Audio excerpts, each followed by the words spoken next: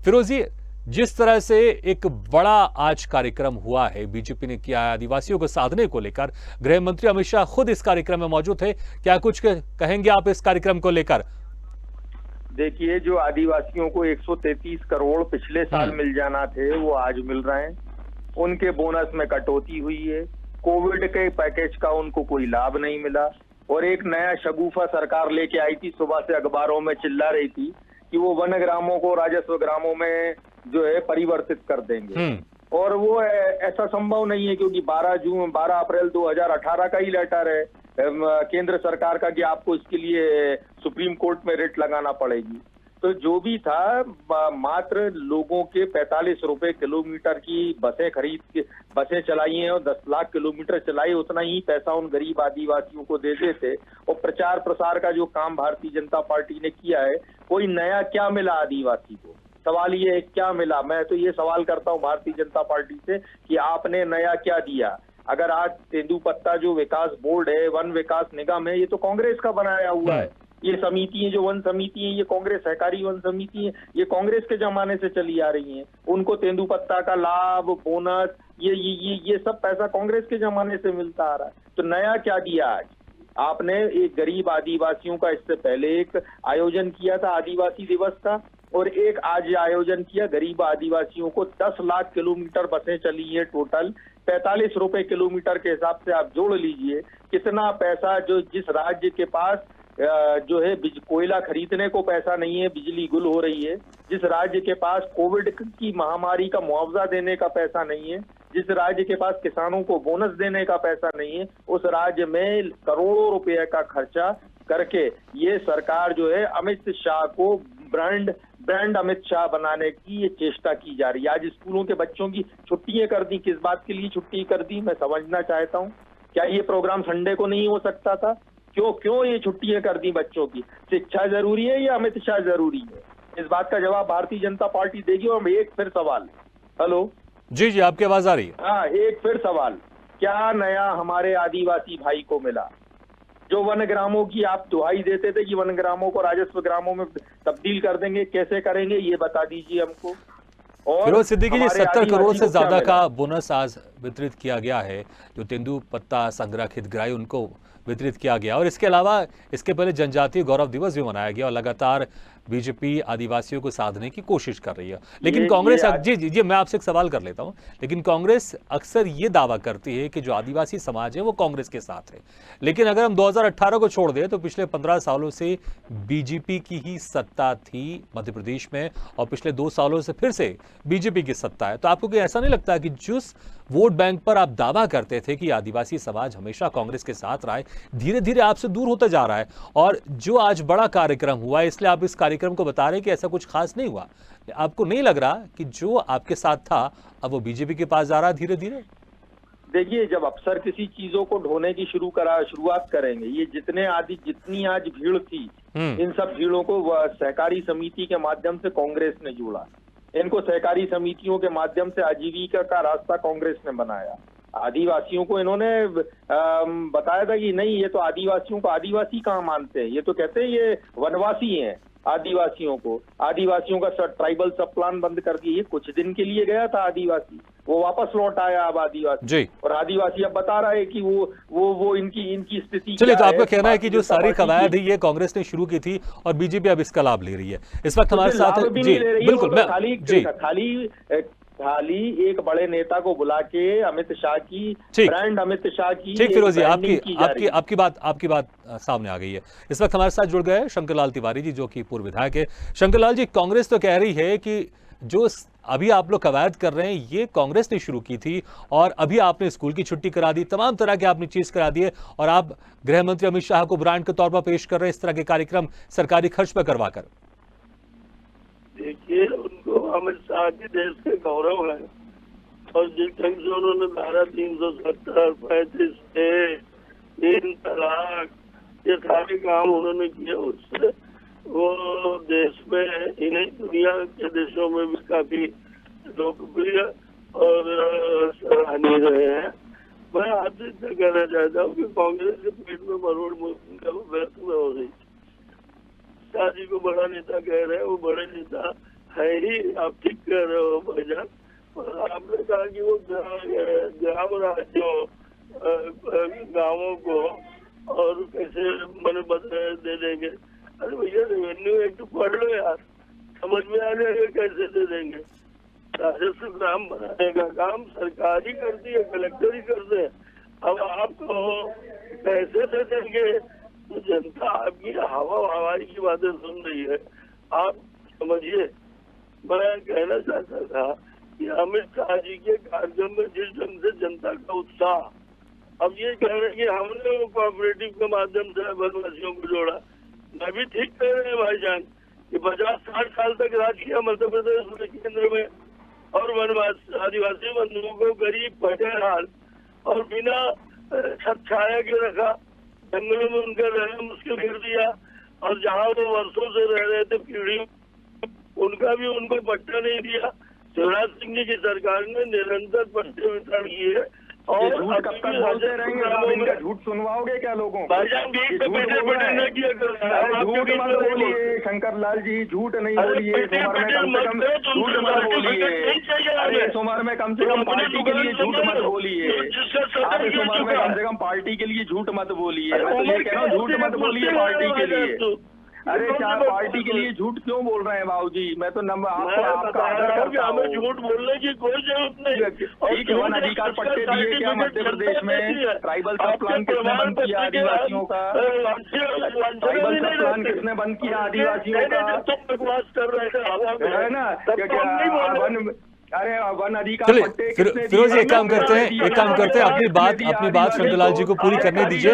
मैं फिर वापस आपके पास आऊंगा, फिर अपनी बात रख दीजिए। एक एक करके बोलते फिरोज जी।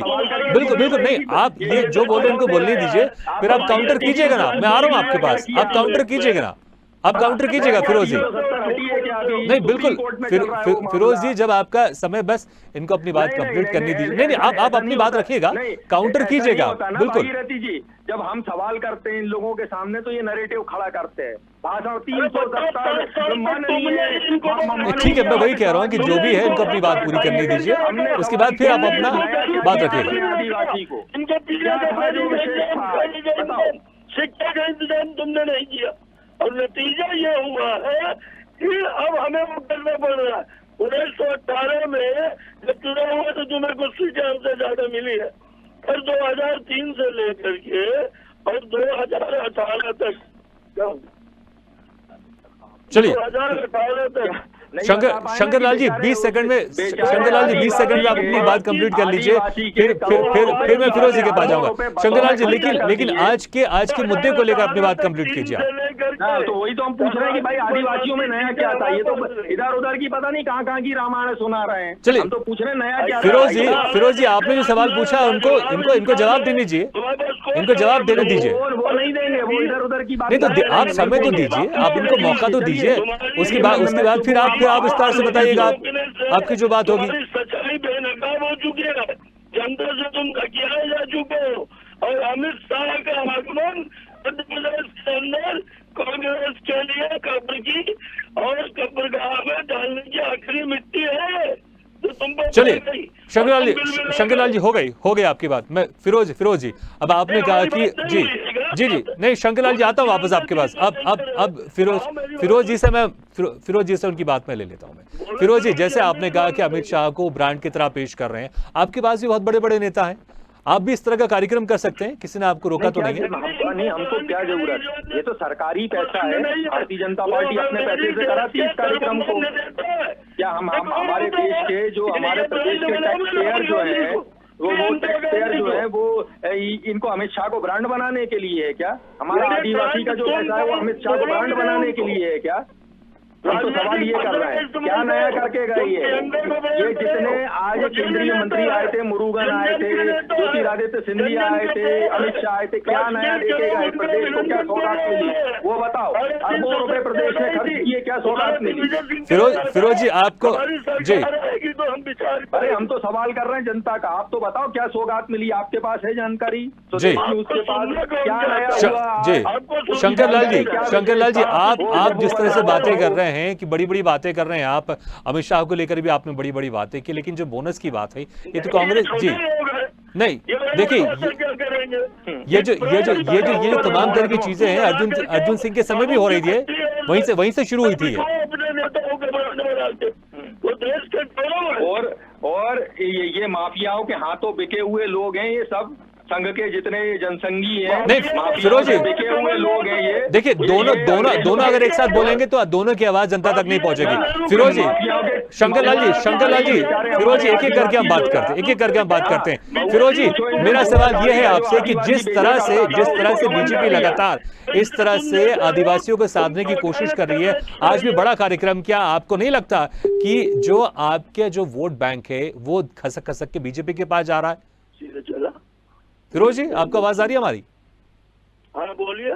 जी, मैं ये कह रहा हूं कि देखिए अभी लगा जी, शंकरलाल जी आप हमारे से जुड़े हुए हैं। जी शंकरलाल जी, देखिए जी, जिस तरह से अभी फिरोज जी से बात हो रही थी, जो अभी आप लोग कर रहे हैं उनका ये कहना है कि जी बिल्कुल मैं नहीं, अब मुझे सवाल करने दीजिए, उसके बाद फिर आप अपना जवाब दीजिएगा। देखिए फिरोज जी का कहना है कि जो अभी आप लोग तमाम तरह की योजनाएं लेकर आ रहे हैं, आदिवासियों को लेकर जो योजना आ रहे हैं, तमाम तरह की सुविधाएं दे रहे हैं, ये तो कांग्रेस ने अपने काल में शुरू कर दिया था।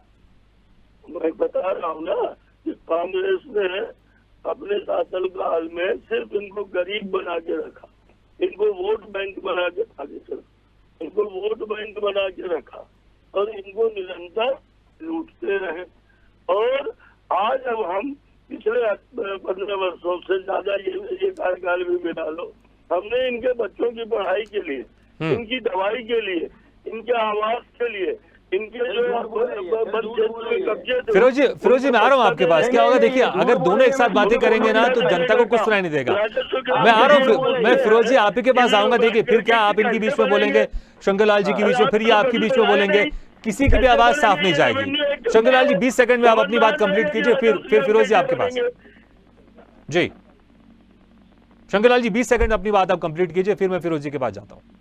मैं कुल इतना कहना चाहता हूँ कि कांग्रेस के बात कहने के लिए कुछ नहीं, ये धंधा में आगे रखे पिछले 3 महीने से जैसे चुनाव नजदीक आ रहा है, आप लोग गंभीर होकर के किसी न किसी विषय में डिबेट कराते हैं, डिबेट में विषय में बोलते नहीं और अपनी भाषणबाजी चापी करने के बाद नुक्कड़ सभा टाइप की, और जब दूसरा वक्ता जवाब देने में उतरता है ये बकवास करना है। चलिए मैं जी आपने मैं फिरोज जी से पूछ लेता हूँ। फिरोज जी आप जी बिल्कुल आप जी बिल्कुल एक सवाल मैं ले लेता हूँ, पहले सवाल पूछ लेता हूँ। जी आपने कहा कि जो अभी बीजेपी जिस तरह की बातें कर रही है, कई ऐसी बहुत सारी योजनाएं हैं, कई बहुत सारे ऐसे काम हैं जो कांग्रेस के समय से शुरू हो चुके हैं, तो मुझे लगता है कि आप शंकरलाल जी आपके सामने सुनाई दे रही है, आप बताइए उनको क्या क्या योजनाएं थी जो कांग्रेस ने शुरू की थी आदिवासियों को लेकर। क्यों आज जिस विकास सहकारी वन विकास निगम जो था वो अर्जुन सिंह जी ने चालू किया था। ये तेंदुपत्ता का बोनस हमने चालू किया था, तेंदुपत्ता संग्रहण का काम हमने चालू किया था, जड़ी बूटियों को संग्रहण करके और उस वन विकास निगम के माध्यम से बेचने का, उनको इकट्ठा करने का काम हमने शुरू किया था। और भारतीय जनता पार्टी और शंकरलाल जी बोलने दीजिए, बीच बीच में बोलेंगे तो बड़ा सुनिए, किसी को किसी की बात नहीं समझ में आएगी। सुनिए अरे भैया शंकरलाल जी बोलने दीजिए, फिर उसको उनकी बात को भी रखने दीजिए। वहाँ 10 लीटर शराब बनाने का नियम बनाया था अर्जुन सिंह ने। शंकरलाल जी आप अपनी बात रखिएगा ना, इनको अपनी बात रखने दीजिए, फिर आप एक एक करके बोलेंगे, दोनों की बातें सामने जाएगी जनता के सामने। इनको बोलने दीजिए प्लीज, इनको बोलने दीजिए, फिर मैं आऊंगा आपके पास। महुआ और ताड़ी बेचारे आदिवासी की बंद कर दी इन्होंने, उसको कड़कनाथ कमलनाथ सरकार कड़कनाथ को बेच रही थी तो पूरी भारतीय जनता पार्टी खड़ी हो गई थी कि साहब वो तो भोजन। और भागीरथ जी मैं एक सवाल आपसे करता हूँ कि भारतीय जनता पार्टी ये नहीं बता पाई, 4 केंद्रीय मंत्री आए थे आज जो मंच पे खड़े थे, अमित शाह सुपर ब्रांड, करोड़ों रुपए खर्च किए, जितने पैसे आज इस कार्यक्रम में खर्च हुए उससे हमारे गरीब आदिवासी को दे देते, उत्थान हो जाता। ये स्टेट क्या राज्य मध्य प्रदेश के लोग क्या इन जनसंघियों को ब्रांड बनाने के लिए अपना धनराशि खर्च करेंगे? मैं सवाल करती है कांग्रेस की, बताओ कि क्या आज प्रदेश को सौगात मिली? ये 4 केंद्रीय मंत्री मुंह दिखाने आए थे, हेलीकॉप्टरों का डीजल पेट्रोल फूंक रहे हैं, ये पूरी बसों का पेट्रोल फूंक दिया इन्होंने, ये मुंह दिखाने आए थे, ये इनके चाचा रख के गए थे। चलिए सौगात की आपने बात की, शंकरलाल जी से पूछ लेते। शंकरलाल जी जी ठीक है, फिरोज जी आपका सवाल हो गया, मैं आप ही का सवाल इनसे पूछ लेता हूँ। नहीं ठीक है कि नया क्या था, तो अब मैं समझता हूँ कि पूछ लेता हूं, प्रदेश का मैं बड़ा पूछ लेता हूं, दुर्भाग्य है। शंकर लाल जी से पूछ लेता हूं मैं। ठीक है फिरोज जी, आप 3 बार कह चुके, वो बार-बार वो नहीं मैं पूछ लेता हूं, अगर आप शांत हो जाएंगे तो फिर उसका जवाब भी देंगे। मैं पूछ लेता हूं, आप ही का सवाल मैं ले लेता हूं शंकर लाल जी से। शंकर लाल जी जी, और राम जन्मभूमि, वही बात करेंगे, उनके पास ठीक कुछ है, नहीं है बताने को। आपने जब सवाल उनके पूछा इतने बड़े जी, शीर्ष नेता नहीं बता पाए पूछ लेते मध्य हैं, पूछ प्रदेश लेते हैं में। जवाब। मैं आप ही का सवाल इनसे पूछ लेता हूं फिरोज जी। जी शंकर लाल जी बताएं, जवाब दीजिए कि आप लोग ने इसके पहले जनजातीय गौरव दिवस भी मनाया, आज भी बहुत बड़ा आपने कार्यक्रम किया, आदिवासियों को क्या मिला अभी तक, बीजेपी ने क्या दिया, बताया। राजस्व ग्राम बनाने की बात कही। अरे कैसे बनाओगे ये बताओ, झूठो कैसे बताओ, अरे बनाओगे भैया, ये इसके लिए बताओ तुम पहले। स्कूल जाओ, रेवेन्यू एक्ट पढ़ो। हाँ बताओ ना कैसे बनाओगे, सुप्रीम कोर्ट में गए थे क्या इस बात को लेके, राजस्व ग्राम बनाने को? हाँ झूठ नहीं बोलना, झूठ नहीं बोलना, बताओ कि गए थे क्या सुप्रीम कोर्ट में? मेरे भाईजान, हाँ 2,40,000 हेक्टेयर भूमि चाहिए ग्राम की, और उसको राजस्व तो देना पड़ेगी, तो जब जाके वो 1 ग्राम जो है राजस्व ग्राम बनेंगे। सुप्रीम कोर्ट की रूलिंग है ये। क्यों नहीं किया आज इस बात को? अपने तिजोरियां भरते रहे। जो झूठे लोग जो है, ये ब्रांड मोदी आए थे, ब्रांड अमित शाह आए थे, लोगों की जेब से पैसा निकालो, 125 रुपए हमसे पेट्रोल खरीदवाओ, ठीक है, और ये मोदी जो जी चलिए, बिल्कुल चलिए, तो आप दोनों की बातें, मुझे लगता है कि जो आप दोनों बातें करना चाह रहे थे, दोनों की बातें पॉइंट टेकन हो चुका है, इसलिए आप दोनों मेहमानों का बहुत बहुत शुक्रिया हमारे साथ जुड़ने के लिए और ये चर्चा करने के लिए।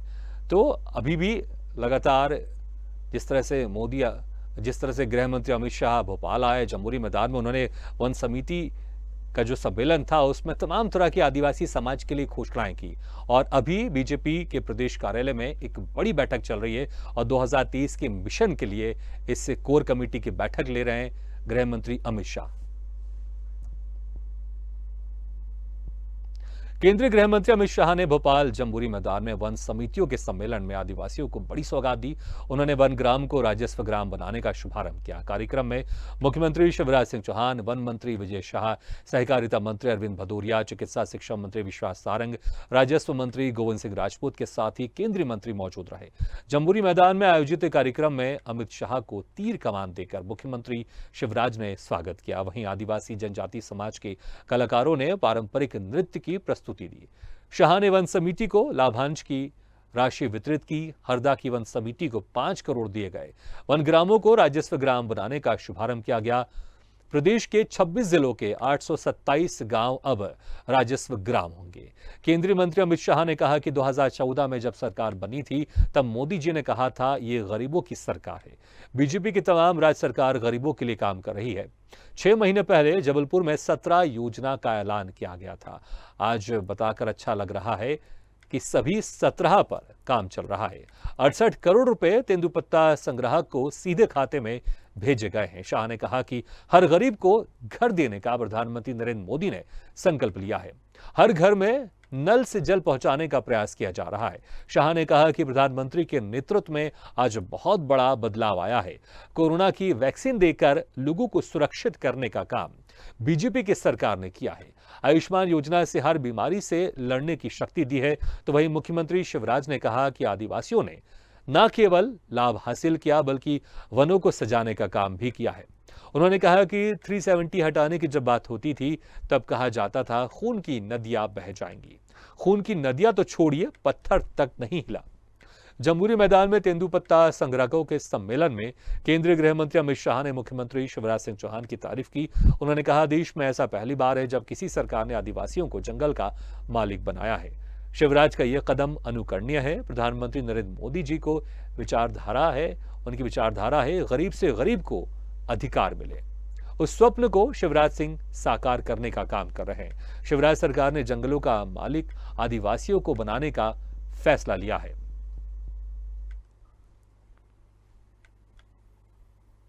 आप स्वतंत्र है गांव के विकास के लिए। ग्राम सभा फैसला करेगी, वन विभाग केवल सहयोग करने का काम करेगा। तेंदुपत्ते का बोनस बांटना शुरू किया है। पहले 400 करोड़ रुपए से ज्यादा तेंदुपत्ते की तुड़ाई का पारिश्रमिक बांटा था, मजदूरी बांटी थी, और आज 125 करोड़ रुपया 22 लाख तेंदुपत्ता तोड़ने वाले गरीबों के खाते में जाना प्रारंभ होगा। लाभांश आपको मिलेगा। जिनके पास रहने की जमीन कम पड़ रही है, मुख्यमंत्री भू आवासीय अधिकार योजना के अंतर्गत जिन पर रहने की जमीन नहीं है, उनको रहने की जमीन का पट्टा देके जमीन का मालिक बनाया जाएगा। कोई बिना जमीन के मध्य प्रदेश की धरती पर नहीं रहेगा। आज तक जंगलों की मालिकी अंग्रेजों के समय से सरकारों के पास रहती थी। पहली बार जंगल से जो भी कमाई होती है, चाहे वो कीमती से कीमती सागवान की लकड़ी क्यों न हो, इसका 20% हिस्सा वन समिति के हाथ में सौंपकर आपको इसका सीधा मालिक बनाने का फैसला किया है। वन समितियों में काष्ठ और बांस की लाभांश की 55 करोड़ की राशि आज वितरित की गई। 12 लाख से ज्यादा तेंदुपत्ता संग्राहकों को 68 करोड़ रुपया सीधा बिचौलिए के बगैर उनके बैंक अकाउंट में भेजने का काम किया गया है। और वनग्राम, जो सालों से वनग्राम अनेक कठिनाइयों से जूझते थे, वो परिसीमन की हो, चाहे पंचायती राज की हो, आवास और कृषि कार्य हेतु बैंक लोन नहीं मिलते थे, रेवेन्यू अधिकार नहीं मिलता था, पटवारी आपको बहुत हल्के से लेता था। आज एक ही झटके में 925 में से 827 वन ग्रामों को राजस्व ग्राम में परिवर्तित किया है। तो मुख्यमंत्री शिवराज सिंह चौहान वन समिति सम्मेलन में मौजूद थे, लेकिन खास तौर से गृह मंत्री अमित शाह इस कार्यक्रम में शामिल होने के लिए पहुंचे थे भोपाल। और अभी भी प्रदेश कार्यालय में मीटिंग चल रही है, कोर कमेटी की मीटिंग चल रही है, लेकिन इस वन समिति सम्मेलन में आदिवासी समाज को तमाम तरह की सौगातें दी गई। इसी खबर पर ज्यादा जानकारी के लिए सीधे चलते हैं, खास चर्चा के लिए सीधे चलते हैं एसोसिएट एडिटर मुक्ता पाठक के पास। मुक्ता जी, जैसे पिछले बार जब विधानसभा चुनाव हुआ था तो बीजेपी कुछ सीटों से रह गई थी और उसके बाद आकलन किया गया कि आखिर कहां कमी रह गई, तो उस वक्त ये भी एक बात सामने आ रही थी कि जो आदिवासी समाज है, जो पहले बीजेपी के साथ जुड़ा था, जिसकी वजह से लगातार 15 सालों से मध्य प्रदेश में बीजेपी की सरकार चल रही थी, वो पिछले बार विधानसभा में उनके साथ उस तरह से नहीं आया जैसे पहले आए हुए थे, कांग्रेस के साथ ज्यादा आ गया। उसके बाद ही फिर यह रणनीति बनी गई कि अब बड़े स्तर पर आदिवासी समाज को जोड़ा जाएगा बीजेपी के साथ, और यही वजह रही कि जनजातीय गौरव दिवस मनाया गया और आज बहुत बड़ा कार्यक्रम भोपाल में रखा गया था। गृह मंत्री अमित शाह खुद आए थे और तेंदु संग्राहक हितग्राहियों को 70 करोड़ के आसपास सीधे उनके खाते में ट्रांसफर किए गए और तमाम तरह की बड़ी सौगातें दी गई। और पूरा फोकस इस बार 2023 को लेकर आदिवासी समाज को साधने के लिए कवायद दिखाई दे रही है। बिल्कुल आपने सही कहा है कि जो 2018 का विधानसभा चुनाव था, उसमें अगर आपको ध्यान हो तो वोट प्रतिशत बीजेपी को ज्यादा मिला था। हालांकि जीत का सहरा जो है वो कांग्रेस के हाथ में आया था और कांग्रेस में कमलनाथ की सरकार बनी थी। हालांकि डिफरेंस बहुत कम था, 2-3 सीट 4 सीट का था। और जितने भी सीट पे जो हारे थे, बाद में जब पूरा आंकलन हुआ, जब बीजेपी ने पूरा इसका विश्लेषण किया, वो ये पाया कि कहीं ना कहीं जो आदिवासी वोट बैंक है उसको फोकस करना और उसको साधने की जो है बहुत जरूरत थी। इसीलिए जो है तब से जो है ये कवायद पूरी शुरू हुई और लगातार हम देख रहे हैं, आप भी देख रहे होंगे कि मध्य प्रदेश की राजनीति जो है इन दिनों आदिवासियों के इर्द गिर्द घूम रही है। और बीजेपी का जो पूरा का पूरा फोकस है वो आदिवासियों को है। आदिवासियों को कैसे साधा जाए, उनके जो रीति रिवाज है उनमें हम देखते हैं कि अक्सर जो है मुख्यमंत्री शिवराज सिंह चौहान, प्रदेश अध्यक्ष वी.डी. शर्मा, ये सब उनमें शामिल होते हैं। उनको जो है एकदम सेजने की कोशिश हो रही है। इस बीच में जो है आदिवासियों का दिवस भी बनाया गया, जिसमें कि बढ़ चढ़ के भाजपा के सभी नेताओं ने, बड़े जो नेता है उन्होंने हिस्सा लिया। और आज जिस तरह से अमित शाह का जो पूरा ये कार्यक्रम था, ये जो पूरा एक मेगा शो, हालांकि वो आ रहे थे एक अपने जो गवर्नमेंट का कार्यक्रम था उसके लिए, लेकिन उसके बाद जो है फिर ये कार्यक्रम बना गया, इसकी जो रचना हुई और उसके बाद जो है वन समितियों से सारे जो वन समितियों को बुलाया गया, आदिवासियों को बुलाया गया और जिस तरह से तेंदुपत्ता का जो बोनस का वितरण हुआ और जिस तरह से जो पूरी जो कवायद हुई, ये आप जो 2023 का जो विधानसभा आने वाला जो विधानसभा है उसको लेकर जो है ये पूरी तैयारी है, और बीजेपी का जो ये अमित शाह का जो ये मेगा शो था ये पूरा उसी को फोकस करके ही है।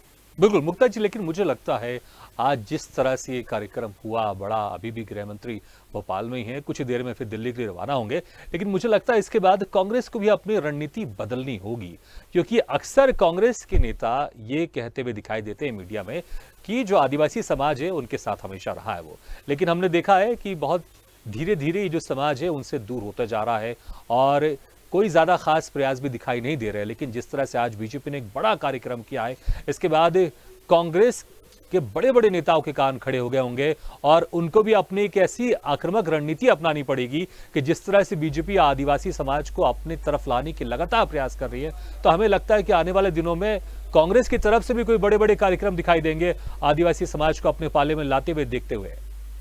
जी बिल्कुल, आप सही कह रहे हैं। देखिए, कांग्रेस को केवल आदिवासी वोट बैंक ही नहीं सहेजना है, कांग्रेस को बेसिकली एग्रेसिव होने की जरूरत है, उसको रोड पे आने की जरूरत है, कार्यकर्ताओं को रोड पे लाने की जरूरत है, जनता तक पहुंचने की जरूरत है। बहुत सारे बड़े बड़े मुद्दे हैं जिसको कांग्रेस जो है प्रभावशाली ढंग से उठा नहीं पा रही है और जनता के बीच में वो पेठ नहीं बना पा रही है। आपको भी ध्यान होगा कि जो पूर्व मुख्यमंत्री थे मध्य प्रदेश के अर्जुन सिंह, उन्होंने ये पूरी जो है इसकी संरचना की थी, तेंदुपत्ता वाला जो, तो उन्होंने इस चीज को समझा था। उन्होंने समझा था कि किस तरह से आदिवासी वोट बैंक है वो किस तरह से इंपॉर्टेंट है, और उन्होंने ये जो है प्रक्रिया शुरू करी। तो बेसिक जो आज का जो शो है बीजेपी जो आज कर रही है वो कांग्रेस कई साल पहले कर चुकी है, लेकिन कांग्रेस से जो है आदिवासी धीरे धीरे दूर होता गया और बीजेपी अपना एग्रेसिव मोड अपना के धीरे धीरे इन्हीं वोट बैंक पर काबिज होती जा रही है, उनको सहेजते जा रही है।